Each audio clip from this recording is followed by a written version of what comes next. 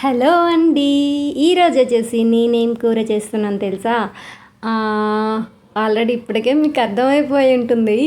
గుడ్డు పులుసు అయితే చేస్తున్నాను. సో మనం అందరం ఎగ్స్ ఉడకపెట్టేసేసి పొట్టు తీసేసి చేసుకుంటాం అనమాట.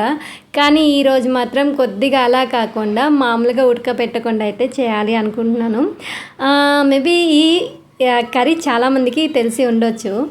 కానీ మా ఇంట్లో అయితే ఈ కర్రీ చాలా స్పెషల్ కర్రీ అనమాట. చాలా బాగుంటుంది. చాలా సింపుల్గా అయిపోతుంది. చెప్పాలి అంటే కనుక చాలా టేస్టీగా కూడా ఉంటుంది. వచ్చేసి పొయ్యి మీద వచ్చేసి బాండి పెట్టేసుకుని దాంట్లో ఒక 2 స్పూన్లు ఆయిల్ వేసేసుకుని తర్వాత వచ్చేసి కొద్దిగా ఏమంటారు ఆవాలు అండ్ మర్చిపోయా మెంతులు కొద్దిగా వేసేసేసుకుని తర్వాత ఒక 3 పెద్ద ఉల్లిపాయలు అయితే కట్ చేసేసేసి ఇలా కట్ చేసిన ఉల్లిపాయలు అయితే ఆయిల్లో వేసేసి చక్కగా మగ్గనివ్వండి.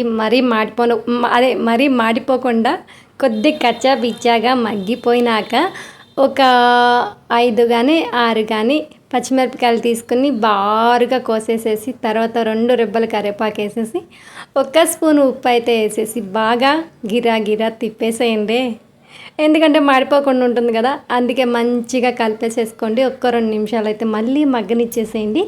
కొద్దిగా మగ్గినాక ఆయిల్ అయితే ఇట్లా బయటకు వస్తూ ఉంటుంది. చూసారా ఉల్లిపాయలు ఎంత నాజుగా మగ్గుతూ ఉన్నాయో.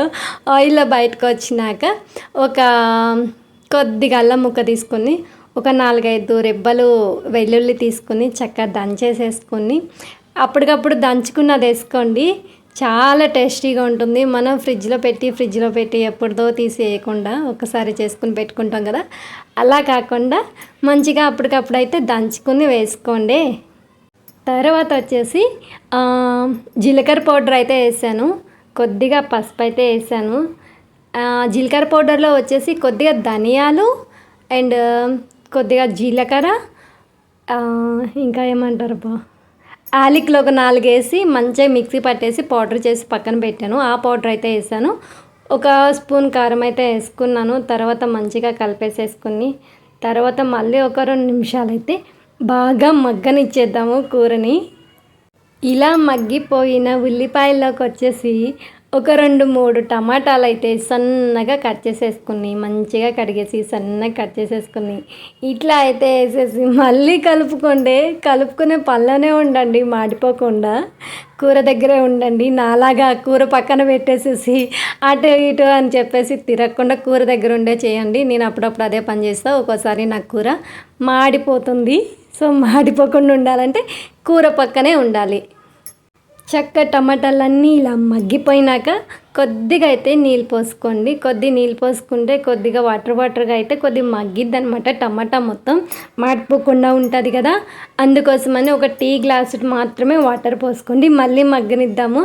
మళ్ళీ మగ్గినాక ఇట్లా అయితే ఆయిల్ అయితే బయటకు వచ్చేసినాక ఇప్పుడు ఏం చేయాలో చెప్పేస్తాను. ఇంత బారు వాయిస్ చెప్పాలంటే అవ్వట్లేదబ్బా. ఇంత బారుగా చెప్పుకుంటూ పోవాలంటే మధ్యలో కట్ చేసుకుంటా వెళ్తానమాట.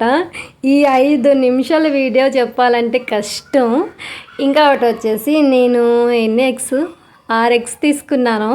ఒక్కొక్కటి పగలకొట్టి గిన్నెలో వేసుకున్నాక దీంట్లో వేసుకున్నాను అనమాట.